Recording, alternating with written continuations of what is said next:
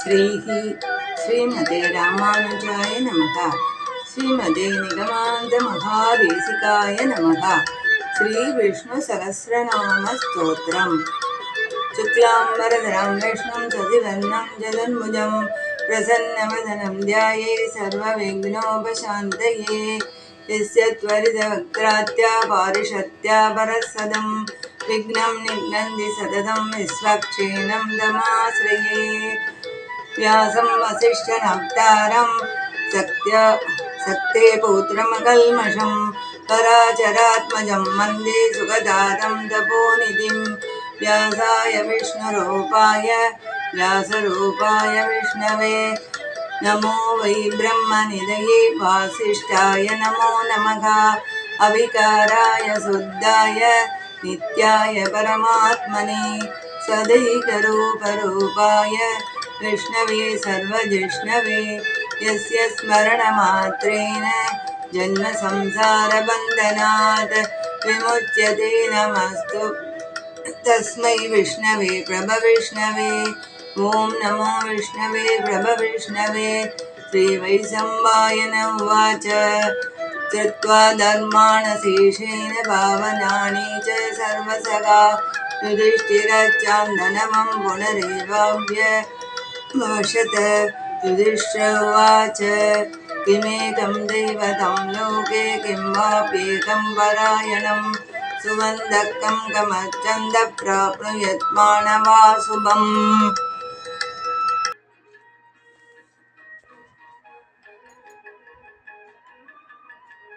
को धर्मः सर्वधर्माणां भवतः परमो मतः।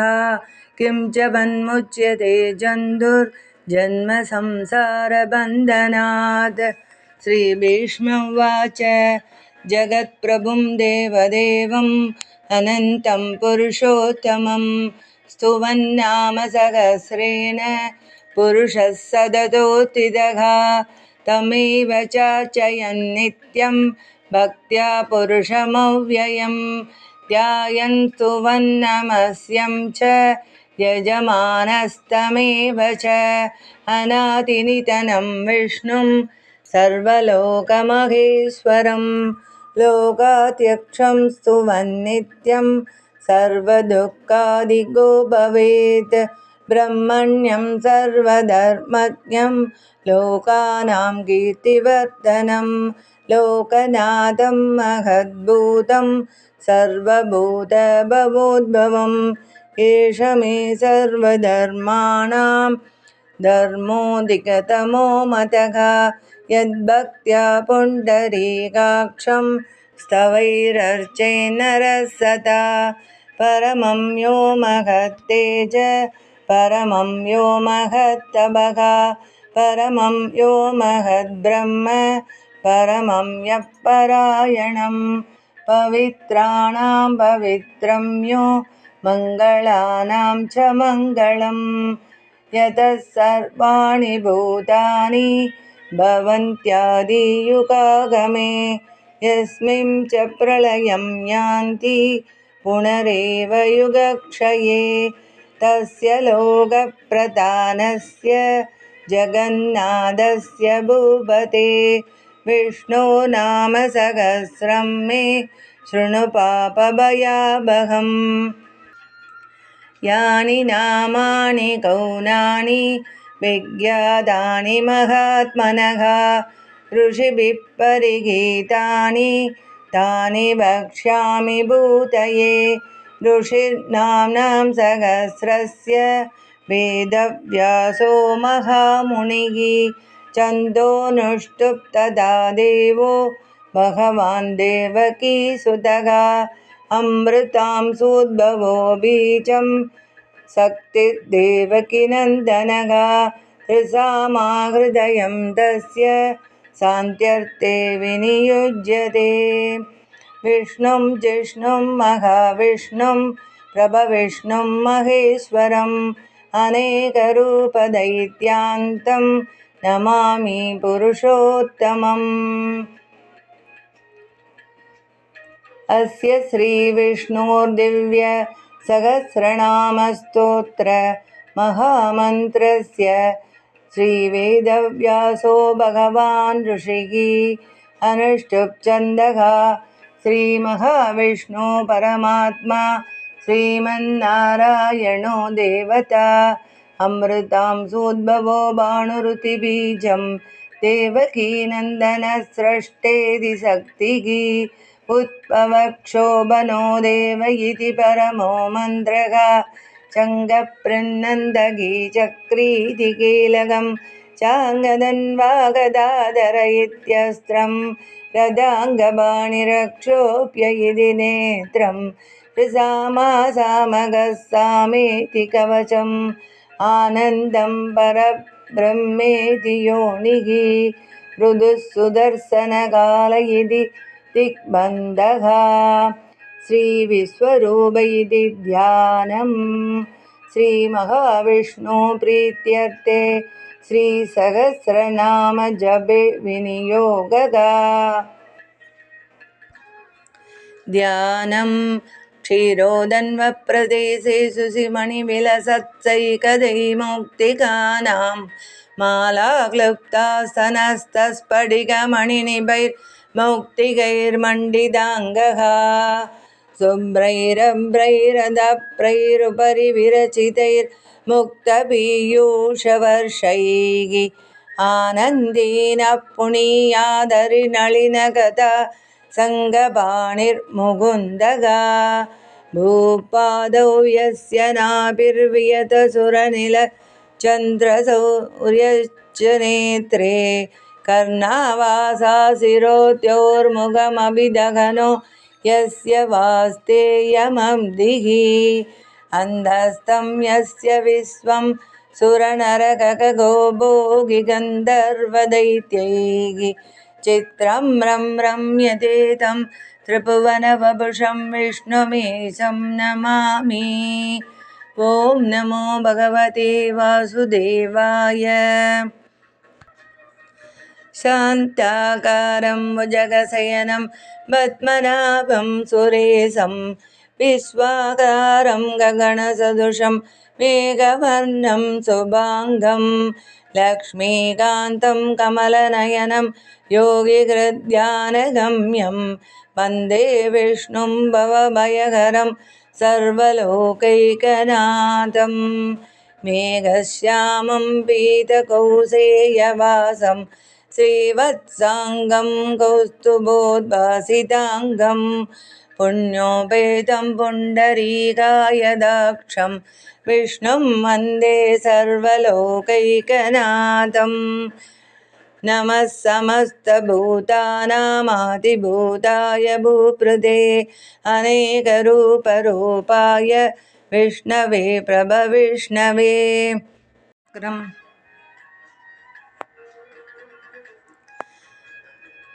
ससङ्गचक्रं चक्रीटकुण्डलं सपीतवस्त्रं सरसीरुहेक्षणं सगारभक्षस्थलशोभिकौस्तुभं नमामि विष्णुं शिरसा चतुर्भुजं छायायां पारिजातस्य हेमसिंहासनोपरि आसीनमम्बुदश्यामम् आयदाक्षमलङ्कृतं चन्द्राननं चतुर्बाहुं श्रीवत्साङ्गितवक्षसं रुक्मणी सत्यभामाभ्यां सहितं कृष्णमाश्रये। ॐ विश्वं विष्णुर्वषट्कारो भूतभव्यभवप्रभुः भूतकृद्भूतप्रद्भावो भूतात्मा भूतभावनः भूतात्मा परमात्मा च मुक्तानां परमागतिः अव्ययपुरुषः साक्षी क्षेत्रज्ञोऽक्षर एव च योगो योगविदां नेता प्रधानपुरुषेश्वरः नारसिंहवपुः श्रीमान् केशवः पुरुषोत्तमः सर्वः सर्वशिवस्तानुर्भूतादिर्निधिरव्ययः सम्भवो भावनो भर्ता प्रभवः प्रभुरीश्वरः स्वयंभू शम्भुरादित्य पुष्कराक्षो महास्वनः अनादिनिधनो दाता विधाता दातुरुत्तमः अप्रमेयो गृषीकेश पद्मनाभोऽमरप्रभुः विश्वकर्मा मनुस्त्वष्टा स्थविष्टस्थविरो ध्रुवः अग्राह्यः शाश्वतकृष्णो योगिदाक्षप्रदर्तनः प्रबोधस्त्रिगुप्तां पवित्रं मङ्गलं परम् ईशानप्राणदप्राणो ज्येष्ठश्रेष्ठप्रजापतिः हिरण्यगर्भो भूगर्भो माधवो मधुसूदनः ईश्वरो विक्रमी धन्वी मेधावी विक्रमक्रमः अनुत्तमो दुरादर्शकृतज्ञकृतिरावान् सुरेशचरणं धर्म विश्वरेता प्रजाभवः अगस्त्संवत्सरो व्याळ प्रत्ययः सर्वदर्शनः अजः सर्वेश्वरः सिद्धः सिद्धिः सर्वादिप्रच्युतः ऋषाकविरमेयात्मा सर्वयोगविनिःसृतः वसुर्वसुमनः सत्यः समात्मा संविदः समः अमोघः पुण्डरीकाक्षो वृषकर्मा वृषाकृतिः रुद्रो बहुशिरो बभ्रुर्विश्वयोनिः सुशिस्रवाः अमृतः शाश्वतस्तानुर्वरारोहो महातपाः सर्वगः सर्वविद्वानो विश्वक्षेणो जनार्दनः वेदो वेदविदव्यङ्गो वेदाङ्गो वेदवित्कविः लोकाध्यक्षः सुराध्यक्षो धर्माध्यक्षकृतकृतः चतुरात्मा चतुर्व्यूहश्चतुर्थंश्चतुर्भुजः प्राजिष्णुर्भोजनं भोक्ता सहिष्णुर्जगतातिजः अनको विजयो जेता विश्वयोनिः पुनर्वसुः उपेन्द्रो वामनप्रांसु अमोघः सुशिरुर्जितः अधीन्द्रः सङ्ग्रहः सर्गो त्रिदात्मा नियमो यमः वेद्यो वैद्यः सदा योगी वीरः माधवो मधुः अधीन्द्रियो महामायो महोत्साहो महाबलः महाबुद्धिर्महावीर्यो महाशक्तिर्महाद्युतिः अनिर्देश्य वपुः श्रीमान् अमेयात्मा महातृतृत् महेश्वासो महीभर्ता श्रीनिवासः सतां गतिः अनिरुद्धः सुरानन्दो गोविन्दो गोविताम्पदिः मरीचिर्तमनोहंसः सुपर्णो भुजगौतमः हिरण्यनाभः सुदभाः पद्मनाभप्रजापतिः अमृत्युः सर्वतृक्सिंह सन्दादा सन्धिमान् स्थिरः अजो दुर्मर्शनः शास्ता विसृदात्मासुररिः गुरुर्गुरुदमो दामः सत्यः सत्यपराक्रमः निमिषो निमिषस्रग्वी वासस्पतिरुतारतीः अग्रणीर्ग्रामणी श्रीमान्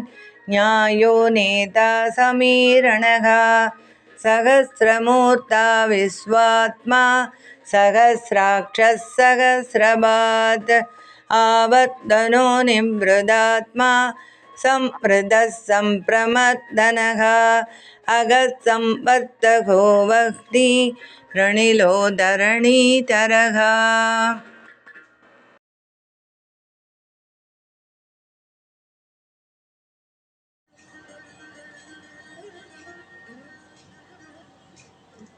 सुप्रसाद प्रसन्नात्मा विश्वसृक् विश्वभुक् विभुः सत्कर्ता सत्कृतः साधुर्जघ्नुर्नारायणो नरः असङ्ख्येयो प्रमेयात्मा विशिष्टः शिष्टकृच्युषिः सिद्धार्थः सिद्धसङ्कल्पः सिद्धिसाधनः वृषाही वृषभो विष्णुर् वृषपर्वो वृषोदरः वर्तनो वर्तमानश्च विविक्तश्रुतिसागरः सुभुजो दुत्तरो वाग्मी महेन्द्रो वसुदो वसुगो नैकरूपो बृहद्रोपस्सि विविष्टप्रकाशनः ओजस्तेजोतुदितरप्रकाशात्मा प्रतापनः रुद्धस्पष्टाक्षरो मन्त्रः चन्द्रांशुर्भास्करच्युतिः अमृतांशोद्भवो बाणुः ससबिन्दुः सुरेश्वरः औषधं जगदसेतु सत्यधर्मपराक्रमः भूतभव्यभवन्नादः पवनो नलः कामः कामकृत्कान्तः कामः कामप्रदः प्रभुः युगादिकृत् युगावर्तो नैकमायो मघासनः अतृस्यो व्यक्तरूपश्च सहस्रजितनन्दजित् इष्टो विशिष्टस्य श्रेष्ठस्य गण्डीनकृशो वृषः क्रोधः क्रोधकृत्कर्ता विश्वबाहुर्महीतरः अच्युतप्रदितप्राणप्राणतो वासवानुजः अभाम्निधिरधिष्ठानमप्रमत्तप्रतिष्ठितः स्कन्दस्कन्दधरो दुर्यो वरतो वायुवाहनः वासुदेवो बृहद्बाणो आदिदेव पुरन्दरः अशोकस्तारणस्तारशूरः सौरिज्जनेश्वरः अनुकूलः सदा वर्त पद्मी पद्मनिवेशनः पद्मनाभोरविन्दाक्ष पद्मगर्भः शरीरप्रद् महद्दीरुद्धो वृद्धात्मा महाक्षो गरुडध्वजः अतुलः सरभो भीमसमयज्ञो हविर्हरिः सर्वलक्षणलक्षण्यो लक्ष्मीवान् समिदिञ्जयः विक्षरो रोगितो मार्गो हेतुर्दामोदरः सकः महीतरो महाबाहो वेगवानमिदाशनः उद्भवगच्छो वनो देव श्रीगर्भः परमेश्वरः करणं कारणं कर्ता विकर्ता गगनो गुगः व्यवसायो व्यवस्थानः संस्थान स्थानदो परत्ति परमस्पष्टदुष्टपुष्टसुभेक्षणः रामो विरामो विरतो मार्गो नियोनयोनयः वीरः शक्तिमतां श्रेष्ठो धर्मो धर्मविदुत्तमः वैकुण्ठः पुरुषः प्राणः प्रणमप्रदुः हिरण्यगर्भः चतुर्घ्नो व्याप्तो वायुरधोक्षजः ऋतुः सुदर्शनः कालः परमेष्टि परिग्रहः उग्रसंवत्सरो दक्षो विश्रामो विश्वदक्षिणः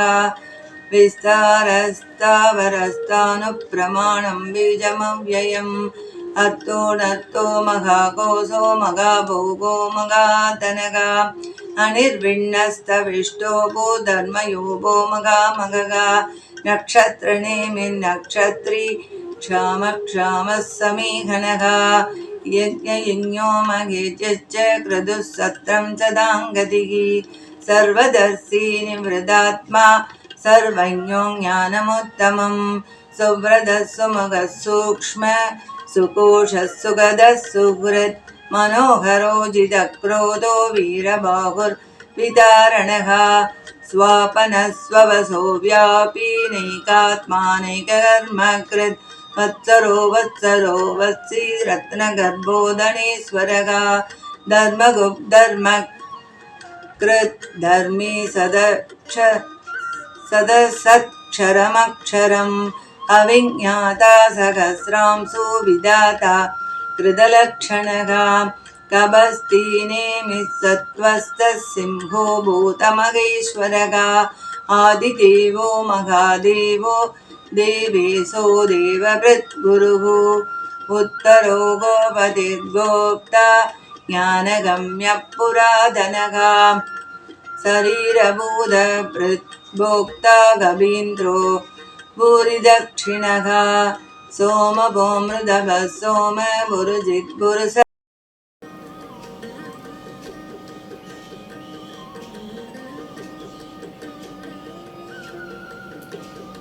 सोमभो मृदभः सोम भुरुजिद्भुरुसत्तमघा विनयो जयः सत्यसन्तो दासार्गः सात्वतां वदिः जीवो विनयिता साक्षी मुकुन्दो मिदविक्रमः अम्बो निधिरनन्दात्मा महोदधि सयोन्दगः अजो मघार्घस्वाभाव्यो जिदामित्रप्रमोदनः आनन्दोऽनन्दनोऽनन्द सत्यधर्म त्रिविक्रमः महर्षि कपिलाचार्य कृतज्ञो मेदिनीपदिः त्रिपदस्त्रिदशाध्यक्षो महाशृङ्गकृदान्धकृत् महावराहो गोविन्द सुषेण कनकाङ्गदी गुह्यो कबीरो गहनो गुप्तचक्रगदाधरः वेदास्वाङ्गोजितकृष्णो दृढशङ्घर्षणाच्युतः वरुणो वृक्ष पुष्कराक्षो महामनः भगवान् भगगानन्दी वनमालीहलायुतः आदित्यो ज्योतिरादित्य सहिष्णुर्गदिसत्तमः सुदन्वाकण्डपरसुर्तारुणो द्रविणप्रदः दिविस्पृक्सर्वतृक्व्यासो वासस्पतिरयो निजः त्रिसामासामगः साम निर्वाणं भेषजं भिषक् संज्ञाचकृत्समस्सान्तो निष्ठा शान्तिपरायणं सुभाङ्गः सान्दितः स्रष्टा कुमुदः कुवलेशयः गोहितो गोपतिर्गोप्ता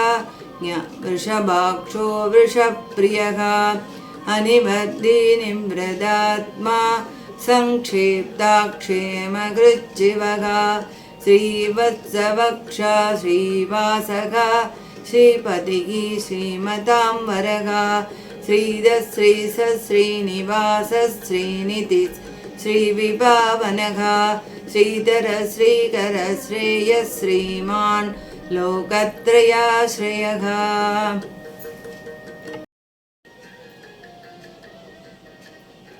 स्वक्षस्वङ्गः सदानन्दो नन्दिज्योतिर्गणेश्वरः निजिदात्मा विधेयात्मा चत्कीर्तिचिह्नसंशयः उदीर्णः सर्वदा चक्षु रणीसशाश्वतस्थिरः भूषयो भूषणो बोधिर् अशोकः शोकनाशनः अर्चिस्मानर्चितः कुम्भो विशुद्धात्मा विशोधनः अनिरुद्धो प्रतिरथः प्रद्युम्नो मिदविक्रमः कालनेमिनिघा सूरजनीश्वरः त्रिलोकात्मा त्रिलोकेशः केशवः केशिखा हरिः कामदेवः कामबालः कामी गान्धकृतः अनिर्देश्य वपुर्विष्णुर्वीरो नन्दो धनञ्जयः ब्रह्मण्यो ब्रह्मकृद्ब्रह्मा ब्रह्म ब्रह्मविवर्तनः ब्रह्मविद्ब्रह्मणो ब्रह्मी ब्रह्मण्यो ब्रह्मणप्रियः महाक्रमो महाकर्मा महातेजा महोरकः महाक्रतुर्महायज्वा महायज्ञो महाकविः स्तव्यस्तव प्रियस्तोत्रं स्तुतस्तोतारणप्रियः पूर्णः पूरयिता पुण्यपुण्यकीर्तिर्नामयः मनोजवस्तीर्थकरो वसुरेता वसुप्रदः वसुप्रदो वासुदेवो वसुर्वसुमना कविः सत्कदिच्चत्कृदिः सत्ता सत्पूदिः सत्परायणः सूरसेनो यदुश्रेष्ठः सन्निवासः सुया मुनः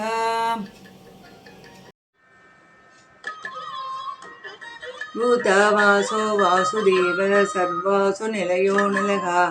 दर्भगा दर्भदोत्तरो दाबराजितः विश्वमूर्तिर्महामूर्तितीर्थमूर्तिरमूर्तिमान् अनेकमूर्तिरव्यक्तः सदमूर्तिः एकोनैकसभक किं यत्तत्पदमनुत्तमं लोकबन्धुर्लोकनाथो माधवो भक्तवत्सलः सुवर्णवर्णो हेमाङ्गो वराङ्गश्चन्दनाङ्गती वीरगा विषमशून्यो घृताचीरचलच्चलः अमानिमानतो मान्यो लोकस्वामी त्रिलोकत्रत्सुमेता मेतजोधन्यः सत्यमेतादराधरः देजो वृक्षोत्युदितरः सर्वशस्त्रप्रदाम्बरः प्रग्रहो निग्रहो व्यक्रो नैकशृङ्गो गदाग्रजः चतुर्मूर्तिश्चतुर्बाहु चतुर्योगश्चतुर्गतिः चतुरात्मा चतुर्भावश्चतुर्वेदविदेकभात् समावर्तो निवृदात्मा दुर्जयो दुरधिक्रमः दुर्लभो दुर्गमो दुर्गो दुरावासो दुरारिः सुभाङ्गो लोकसारङ्गः सुदन्तुवर्धनः इन्द्रकर्मा मघाकर्मा कृतकर्मा कृताकमः उद्भवः सुन्दरः सुन्दो रत्ननाभ सुलोचनः अर्गो वाजसने शृङ्गी जयन्तः सर्वविजयी सुवर्णबिन्दुरक्षोप्य सर्ववागीश्वरेश्वरः महाहृतो महाकर्तो महाभूतो महानिधिः कुमुदः कुन्दरः कुन्दः पर्जन्यः पवनोऽनिलः अमृतासोऽमृतः वपुः सर्वज्ञः सर्वतोमुखः सुलभः सुव्रतः सिद्धः शत्रुजिच्चतुर्धापनः न्यक्रोधो तुम्बरो अश्वत्थचाणूरान्ध्रनिषूदनः सहस्राचिः शब्दजिह्वः शब्दैदा शब्दवाहनः अमूर्तिर्नको चिन्त्यो भयकृद्भयनाशनः अणुर्बृहत् कृशस्थूलो गुणप्रणिर्गुणो महान् अतृदस्वतृदस्वास्य प्राक्वंसो वंशवर्धनः पारपृद्गदितो योगी योगी सर्वकामतः आश्रमश्रमणक्षामः सुपर्णो वायुवाहनः धनुर्धरो धनुर्वेदो दण्डो दमयिता दमः अपराजितः सर्वसखो नियन्ता नियमो यमः सत्त्ववान् सात्विकः सत्यः सत्यधर्मपरायणः अभिप्राय प्रियार्होर्गप्रियकृत्प्रीतिवर्तनः विहाय सगतिर्ज्योतिःसुरसित्सुदभुक्विभुः रविर्विरोचनः सूर्यः सविता रविलोचनः अनन्दकुदभुग्भोक्ता सुखतो नैकदो कृचः अनिर्विण्णः सदा मर्षीलोकाधिष्ठान मत्पुदः सनातनतमः कपिलः कपिरव्ययः स्वस्तितः स्वस्तिकृत् स्वस्ति स्वस्तिभुक् स्वस्ति दक्षिणः अरौत्रकुण्डली चक्री विक्रम योजितशासनः शब्दादिगः शब्दसगः शिशिरः सर्वरीकरः अक्रूरप्येसलो दक्षो दक्षिणक्षमिनां वरः विद्वत्तमो वीदपय पुण्यश्रवणकीर्तनः उत्तारणो दुष्कृतिः पुण्यो दुःस्वप्ननाशनः वीरगा रक्षणः सन्तो जीवनः पर्यवस्थितः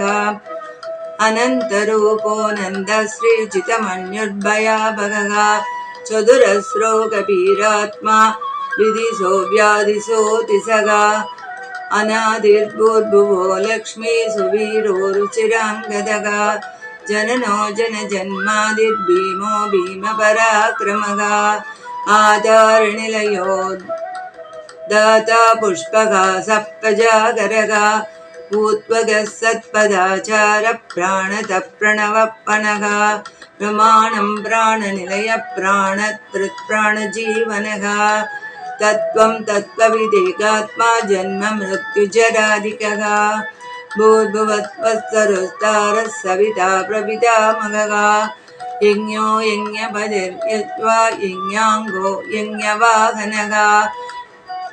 यज्ञकृत् यज्ञकृत् यज्ञभुक् यज्ञसाधनः यज्ञान्धकृत् यज्ञगुह्यमन्नमन्नादयैव च आत्मयोनि स्वयं जातो वैकानः सामगायनः देवकीनन्दनः स्रष्टा क्षितिसप्पापनासनः शङ्खपृन्नन्दगे चक्रे चाङ्गधन्वा गदाधरः रदाङ्गवाणिरक्षोभ्य सर्वप्रकरणायुत ॐ नम इति वनमाली गति चार्गी चङ्गी चक्री च नन्दगी श्रीमान्नारायणो विष्णुर्वासुदेवो विरक्षतु वनमाली गति चार्गी चङ्गी चक्री च नन्दगी श्रीमान्नारायणो विष्णुर्वासुदेवो विरक्षतु वनमाली गति चार्गी चङ्गी चक्री च नन्दगी श्रीमान्नारायणो विष्णुर्वासुदेवो विरक्षतु श्रीवासुदेवो विरक्षतु ॐ नम इति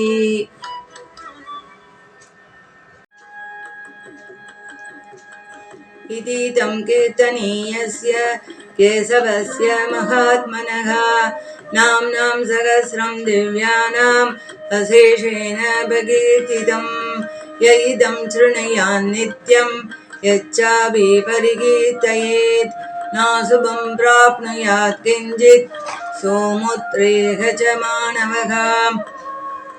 वेदान्तको ब्राह्मणः स्यात् क्षत्रियो विजयी भवेत् वैश्यो धनसमृद्धः स्याच्चूत्र सुखमवाप्नुयात् धर्मार्थी प्राप्नुयात् धर्म मत्तार्थी चार्थमाप्नुयात् कामानवाप्नुयात् कामी प्रजाति चाप्नुयात् प्रजाः भक्तिमान् यः सदोत्थाय सुशिस्तत् कदमानसः सहस्रं वासुदेवस्य नाम्नामेतत् प्रकीर्तयेत् यस प्राप्नोति विपुलं ज्ञातिप्राधान्यमेव च अचलां श्रियमाप्नोति श्रेयः प्राप्नोत्यनुत्तमम् न भयं क्वचिदाप्नोति वीर्यं तेजश्च विन्दति भवत्यरोगोऽत्युदिमान् बलरूपगुणान्वितः रोगातो मुच्यते रोगात् बद्धो मुच्येत बन्धनात् भयान् मुच्येत भीतस्तु मुच्येदापन्न आपतः दुर्गान् यदि दरत्यासु पुरुषः पुरुषोत्तमम् स्तुवन्नाम सहस्रेण नित्यं भक्तिसमन्वितः वासुदेवाश्रयो मध्यो